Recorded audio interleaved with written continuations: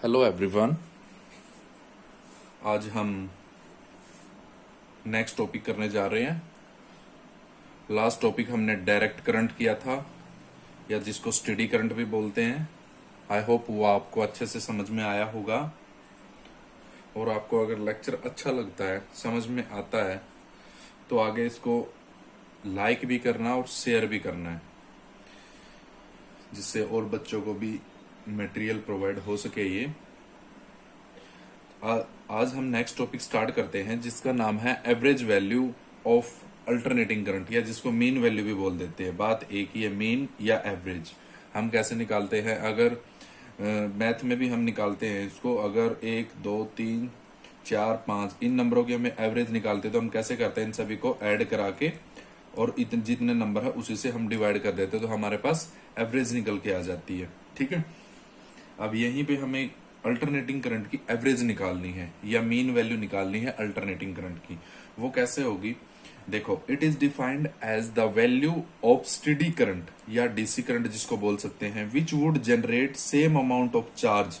Same amount of charge क्या DC generate कर रही है, as it generated by alternating. जो जितना डीसी के द्वारा जनरेट किया जा रहा है, उतना ही एसी के द्वारा जनरेट करा जा रहा है in the same circuit for half time period, आधे टाइम पीरियड के लिए। इसका मतलब क्या है, पहले एक बार समझ लो ये चीज, कि मान लो ये मेरे पास अल्टरनेटिंग करंट है, ये मेरे पास हाफ साइकिल कंप्लीट हो गई। यहाँ पे टाइम कितना है? T/2 है, और कंप्लीट साइकिल होने पे ये मेरे पास टाइम पीरियड इसका कितना है? 2 है। जब मैं यहां से यहां देखता हूं, तो इसका जो कंप्लीट है टाइम पीरियड है, वो मेरे पास यहां से यहां तक तो मेरे पास ये हाफ कंप्लीट होता है। यहां से यहां तक मेरे पास हाफ कंप्लीट होता है टाइम पीरियड, और यहां से ये कंप्लीट जो ऑसिलेशन हो रहा है, ये इसका कंप्लीट टाइम पीरियड है। ठीक है, कंप्लीट टाइम पीरियड है। तो इसके लिए मैं इसको थोड़ा समझाने के लिए एक डायग्राम में से बना देता हूं उसको। एक कोई कंडक्टर ले लिया मैंने, और उसको एसी के साथ कनेक्टेड करा दिया। एसी का सिंबल मेरा ये है, ये तो ये होता है मेरा एसी का। ठीक है, ये जो हम बना रहे हैं ऑसिलेशन, तो मैंने क्या किया, उसको एसी के साथ कनेक्टेड करा दिया। और जब इसको मैंने करंट दिया, तो करंट देने के बाद ये हाफ टाइम पीरियड पे, ये कंप्लीट पे तो 0 हो जाएगा। कंप्लीट पे 0 क्यों होगा? क्योंकि यहां तक तो ये पॉजिटिव आएगा, अब इससे आगे नेगेटिव स्टार्ट हो जाएगा। यहां तक ये पॉजिटिव है, यहां से ये नेगेटिव है, तो ये कंप्लीट तो 0 हो जाएगा। तो इसी वजह से हमें कंप्लीट की तो नीड है नहीं। तो कितने पे काम चल रहा है हमारा? हाफ पे, हाफ टाइम पीरियड पे। तो हम यहाँ पे हाफ के करते हैं। जब मैंने इसको एसी करंट प्रोवाइड कराया, एसी करंट प्रोवाइड कराने से इसके ऊपर चार्ज जनरेट हो गया है, क्यू एसी। तो मैंने इसके ऊपर हाफ तक क्यू एसी जनरेट हो गया है। अब ये बात और समझो इसकी, जब मैं इसको मेजर करता हूं, ये मेरे पास इसको मैं मेजर करता हूं। इसको मेजर करने के बाद जब ये यहाँ पे करंट है मेरे पास, ये करंट की यहाँ तक मैक्सिमम वैल्यू है, या करंट तो यहाँ इसका एवरेज तो मैं निकाल नहीं सकता। अल्टरनेटिंग करंट में एवरेज तो मैं निकाल नहीं सकता। और ये मेरे पास क्या हो जाएगी इसकी वैल्यू, अल्टरनेटिंग करंट की, ये आई नोट। इसका मतलब होता है maximum value of current. Maximum value of the current है कहा? आई नोट की, यहां तक ऊपर तक जाती है ये जब। और यहाँ पे इसके अंदर भी, ये तो मान लो 1 एम्पियर है, 2 एम्पियर है, 3 एम्पियर है, 4 एम्पियर है, बट इसके बीच में भी तो हमारे पास वैल्यू होंगी, इसके अंदर भी। इस वजह से हमें यही नहीं पता लगेगा कि भी कितनी वैल्यू करंट इसके अंदर फ्लो हो रहा है। ठीक है, तो अब उस चीज का, जिस चीज का हमें पता नहीं, तो हम कैसे निकाल सकते हैं उसके मीन? तो इस वजह से हमें किसकी नीड पड़ेगी? यहाँ पे डीसी की नीड पड़ेगी। डीसी के लिए हम क्या करेंगे, यहां से मैंने कंडक्टर लिया और उसको डीसी के साथ कनेक्टेड करा दिया। डीसी के साथ कनेक्टेड करा, तो ये मीन ऑफ करंट है। डीसी के साथ इसको कनेक्टेड करा दिया। डीसी के साथ कनेक्ट कराने के बाद ये कंडक्टर में जब करंट जाएगा, अब क्यू एसी हाफ साइकिल मेरा हो चुका है, इसके बराबर मैं इसमें करंट देता जाऊंगा, क्योंकि मेरे को पता है डीसी करंट क्या होता है, एक फिक्स करंट होता है। मान लो 5 एम्पियर प्रोवाइड हो रहा है, तो वो 5 एम्पियर ही चलता रहेगा। ठीक है, 5 एम्पियर करंट ही चलता रहेगा। तो मैंने मान लो इसमें करंट दे दिया, और मैंने इतना करंट देखा जहां तक इसके बराबर चला जाता है ये करंट, जितना ये इसके अंदर करंट फ्लो हुआ था एसी से, मैंने ये देखा। और जब इसके अंदर चेक किया कि ये इसके बराबर हो गया, वहां पे मैं रुक जाता हूं। तो मेरे को ये आइडिया इससे आ जाता है कि भाई इस एसी से, कि भाई उसके अंदर करंट कितना फ्लो हो रहा है। वही चीज मैंने यहाँ पे दिखाई आपको नोट आउट करके। It is defined as the value of steady current. जो वैल्यू ऑफ स्टेडी करंट है, यहां से जो स्टेडी करंट की जो वैल्यू आएगी, which would generate same amount of charge, वो सेम अमाउंट ऑफ चार्ज को जनरेट करेगी as it generated by alternating current, जितना अल्टरनेटिंग करंट ने जनरेट किया है। आई होप आपको समझ में आ गया होगा, बहुत आसान सी चीज है, दोबारा से बता देता हूं क्या है। It is defined as the value of steady current, ये वैल्यू है स्टेडी करंट की, जो यह स्टेडी करंट यहां से निकला है उसकी value, which would generate same amount of charge, ये एक same amount of charge generate करेगा, किसकी तरह, जनरेटेड बाय अल्टरनेटिंग करंट, जो अल्टरनेटिंग करंट ने जनरेट किया है current in the same circuit, ठीक है, for half time period. Half time period के लिए, फुल के लिए हम कर नहीं सकते क्योंकि जीरो हो जाएगा, तो हाफ टाइम पीरियड के लिए इस डीसी से हमें पता चल जाएगा कि हमारे पास ये क्या हो जाएगा, इसकी करंट ये किसके बराबर आया है, ठीक है। आई होप आपको समझ में आ गया, छोटा सा टॉपिक है, थोड़ा सा ध्यान से समझ लेना, एक रिपीट करके रिपीट मोड पे समझ लेना इसको, ठीक है। आगे इसका डेरिवेशन करते हैं। लेट कर लिया D Q be the small amount of charge in small time period, small time dt, एक हमने डी क्यू चार्ज ले लिया और dt टाइम ले लिया। वैसे हमें पता है आई किसके बराबर है, क्यू बाय टी होता है, चार्ज पर टाइम होता है हमारे पास करंट, तो इसको मैंने स्मॉल अमाउंट ऑफ चार्ज के लिए लिया पर टाइम, तो यहां से डी क्यू की वैल्यू मेरी क्या आ गई, आई डी टी। अब ये भी पता है मेरे को करंट किसके बराबर है, I naught sine omega T के, ये पीक वैल्यू है करंट की, maximum value of the current, ठीक है, I naught sine omega T, यहाँ आई की जगह इसकी वैल्यू रखता हूं, D Q is equal to I naught sine omega T D T, यहाँ पे आई की जगह ये वैल्यू रख दी है। तो मैं इसको इंटीग्रेट कर देता हूं। इंटीग्रेट क्यों करते हैं, क्योंकि भाई इसके अंदर ये छोटा, ये स्मॉल करंट भी तो होगा, इसके अंदर पॉइंटों में भी प्रोवाइड हो रहा होगा, उसको कैलकुलेट करने के लिए, उसको सम करने के लिए हम उसका यूज करते हैं इंटीग्रेशन का।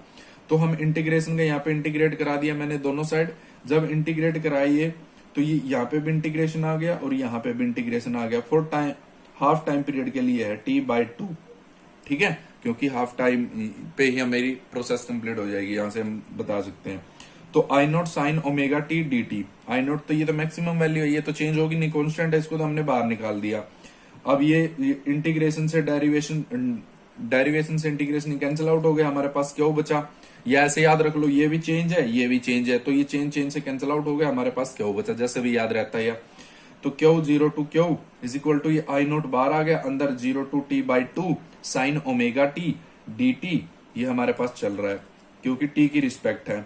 अब Q upper limit minus lower limit is equal to I naught, अब इसको यहाँ पे इंटीग्रेशन चेंज करते हैं, ये पता भी होगा आपको, अगर जिसको नहीं पता इंटीग्रेशन मैं बता देता हूं। इंटीग्रेशन साइन एक्स है तो उसका इंटीग्रेशन हमारे पास माइनस के कोस एक्स होता है, अगर कोस एक्स है तो उसका इंटीग्रेशन जब सोल्व करते हैं तो वो हमारे पास साइन एक्स होता है। इनके अपोजिट में differentiation d/dx of sine x, sine x का डिफरेंशिएशन हमारे पास कोस एक्स होता है, d/dx कोस एक्स का डिफरेंशिएशन हमारे पास माइनस के साइन एक्स होता है। डिफरेंशिएशन और इंटीग्रेशन एक दूसरे के उल्टे हैं ये, ठीक है, ये भी चेंज है ये भी चेंज है, बट अगर साइन एक्स का डिफरेंशिएशन करेंगे तो प्लस का कोस एक्स आएगा, अगर साइन एक्स का इंटीग्रेशन करेंगे तो माइनस का कोस एक्स आएगा, ठीक है। अगर कोस एक्स का डिफरेंशिएशन करेंगे तो प्लस का माइनस का साइन एक्स आएगा, अगर उसका इंटीग्रेशन करते हैं कोस एक्स का तो हमारे पास साइन एक्स आएगा। ये आपको आगे मैथ के अंदर भी चैप्टर आएगा, अगर आपका आ गया तो अच्छा है, अगर नहीं आया तो वो आगे आएगा चैप्टर, उसमें आपको और अच्छे से क्लियर हो जाएगा। बस इसी फिलहाल टाइम ये याद रख लो कि भाई साइन एक्स का इंटीग्रेशन क्या होता है, माइनस के कोस एक्स, और जो इंटीग्रेशन आता है यहाँ पे जो इसके साथ होगा, इसके साथ मल्टीप्लाई में जो भी वो हम उससे डिवाइड कर देते हैं। यहाँ इसके साथ मल्टीप्लाई में तो 1 है, तो 1 का यहाँ 1 ही होता है, इस वजह से डिवाइड नहीं, यहाँ पे करते हैं। I naught sine omega T D t, sine omega t का क्या हो गया, साइन किस में कन्वर्ट हो गया, माइनस कोस ओमेगा टी में, और इसके साथ जो मल्टीप्लाई में इसका भी डिफरेंशिएशन करना है, और जो भी आएगा इसका टी के साथ, इसका जो किसकी रिस्पेक्ट चल रही है, टी की ही रिस्पेक्ट चल रही है, तो इसका हमारे पास इसका डिफरेंशिएशन करते हैं ओमेगा टी का, तो इसका डिफरेंशिएशन जो आएगा, जो भी डिफरेंशिएशन आता है इंटीग्रेशन में उसको डिवाइड में लिखा जाता है, और डिफरेंशिएशन में उसको मल्टीप्लाई में लिखा जाता है, और ये अपर लिमिट ये लोअर लिमिट, ठीक है। Q is equal to I naught minus cos omega T by omega 0 to t/2, ठीक है, आई होप आपको समझ आ गया होगा। थोड़ा सा लेंथी जाएगा ये, बट आसान सा है, इसको दोबारा रिपीट करके देख लेना। और इंपॉर्टेंट टॉपिक है ये, ठीक है, बहुत इंपॉर्टेंट टॉपिक है। क्यू इज इक्वल टू क्या चल रहा है हमारा, minus I naught bye omega cos omega T man 0 to t/2। यहाँ पे देखो ये ओमेगा था ना, मैंने इसको ओमेगा को बाहर लिख लिया और ये माइनस को बाहर लिख लिया मैंने, ठीक है। तो मेरे पास क्या बन गया, Q is equal to minus के I naught omega cos omega t 0 to t/2। क्या हो गया, माइनस आई नोट ओमेगा। यहाँ पे मैं चेंज करता हूं, अपर लिमिट माइनस लोअर लिमिट, अपर limit minus cos omega T की जगह रखना, क्योंकि टी की रिस्पेक्ट चल रही थी मेरे पास, टी की रिस्पेक्ट चल रही थी, तो यहाँ पे omega as it is multiply T की जगह यहाँ पे क्या आ जाएगा t/2 माइनस लोअर लिमिट रखेंगे cos omega T as it is. यहाँ पे टी की जगह क्या आ गया, लोअर लिमिट क्या है 0, तो यहाँ 0 रख दिया। ये क्या हो जाएगा, अब आगे सेम स्टेप कोस ओमेगा टी t/2 माइनस इसकी 0 के साथ मल्टीप्लाई कराएंगे, 0 ही हो जाएगा, ये 0 हो जाएगा। वैसे हमें पता है ओमेगा किसके बराबर होता है, 2 पाई इंटू फ्रीक्वेंसी होता है। फ्रीक्वेंसी क्या होती है, रेसिप्रोकल ऑफ द टाइम होती है, 1/t होती है। तो ओमेगा किसके बराबर आ गया, 2 पाई/t के बराबर आ गया। तो ओमेगा की जगह हम वैल्यू रख सकते हैं 2 पाई/t। तो Q is equal to minus I naught omega by cos omega, omega की जगह ये वैल्यू, ओमेगा की जगह ये वैल्यू रख देंगे। ओमेगा किसके बराबर है, 2 पाई/t कोस 2 पाई/t इंटू ये चल ही रहा है इसके साथ t/2 और माइनस, और कोस 0 की वैल्यू कितनी होती है 1, तो ये हमारे साथ ये 1 चल रहा है। क्यों, minus I naught by omega, ये t से t कैंसिल आउट हो गया, 2 से 2 कैंसिल आउट हो गया। यहाँ पे क्या बचा, पाई, कोस पाई माइनस के 1। यहाँ पे Q is equal to minus I naught by omega, cos pi की वैल्यू माइनस के 1, ये भी -1, माइनस माइनस -2 हो गया। -2 की माइनस के साथ मल्टीप्लाई क्या आ जाएगी, 2 आ जाएगी, आई नॉट बाय ओमेगा, ठीक है। और यहाँ पे मैंने क्या ले लिया है, ये देखो इधर मैंने ये आई एम ली थी, मीन वैल्यू ली थी करंट की, डीसी से प्रोवाइड कराई। जब डीसी से मैंने प्रोवाइड कराई तो वो सेम इसके बराबर जब करंट आ गया तो क्या किया मैंने, वहां पे रुक गया और वो मेरे को करंट का पता लग गया। मतलब ये चीज और ये चीज मेरी दोनों के दोनों क्या है, बराबर है। जो ये करंट आया मेरा एसी का करंट आया है, ठीक है, बट इससे तो हम मीन निकाल नहीं सकते। मीन किससे निकालेंगे, let I M be the value of DC which would generate same amount of charge. वो भी same amount of charge generate करती है, हमारी डीसी है जो सेम अमाउंट ऑफ चार्ज को ही जनरेट कर रही है। तो हम मेरे को पता भी है कि जो इलेक्ट्रिक करंट है वो किसके बराबर होता है, चार्ज पर टाइम होता है। यहाँ से क्या होगी, जब वैल्यू निकालता हूं आई इंटू टी होती है। जब मैं डीसी के अलोंग निकालूंगा इसको, क्यों डीसी अब दूसरे वाले ग्राम में और निकाल रहा हूं, I am mean value of the current into t/2, ठीक है। यहाँ पे टाइम क्योंकि हाफ टाइम पीरियड के लिए ही कर रहा हूं मैं, t/2, ये इक्वेशन सेकंड होगी। ये मैंने वैसे समझाने के लिए लिखा है बीच में, ये वैल्यू हम पहले यूज करते हैं सीधा, क्यों DC is equal to I M into t/2, equation second मान ली है हमारे पास, और इसको मैं इक्वेशन फर्स्ट मान लेता हूं, ठीक है। एज पर डेफिनेशन डेफिनेशन क्या कह रही थी, जो एसी का है और डीसी का है दोनों बराबर करंट है, जितना डीसी के ऊपर जनरेट होगा उतना ही एसी के ऊपर जनरेट होगा। तो क्यू डीसी बराबर क्यू एसी, क्यू डीसी की वैल्यू कितनी है, आई एम इंटू t/2। यहाँ पे क्यू एसी की वैल्यू कितनी है, 2 आई नोट बाय ओमेगा, और ओमेगा की वैल्यू मेरे पास क्या है 2 पाई/t। यहाँ पे मैं वैल्यू पुट करूंगा आई एम इंटू t/2, यहाँ पे मैंने वैल्यू रख दी है t/2 is equal to 2 I naught, नीचे ओमेगा था, ओमेगा कितना आ गया 2 पाई/t, टी वो रेसिप्रोकल होके ऊपर ही चला जाएगा। यहां से जब इसको काटते हैं t से t कैंसिल आउट, 2 से 2 कैंसिल आउट, तो हमारे पास I m is equal to 2 I naught by pi बचा। और आई नोट है पता ही है तुम्हें क्या है, ये मैक्सिमम करंट है या पीक वैल्यू है हमारे पास करंट की। या इसको फिर थोड़ा सा और कैलकुलेशन को आगे बढ़ाते हैं तो हम पाई की वैल्यू रख लेते हैं यहाँ पे 3.14।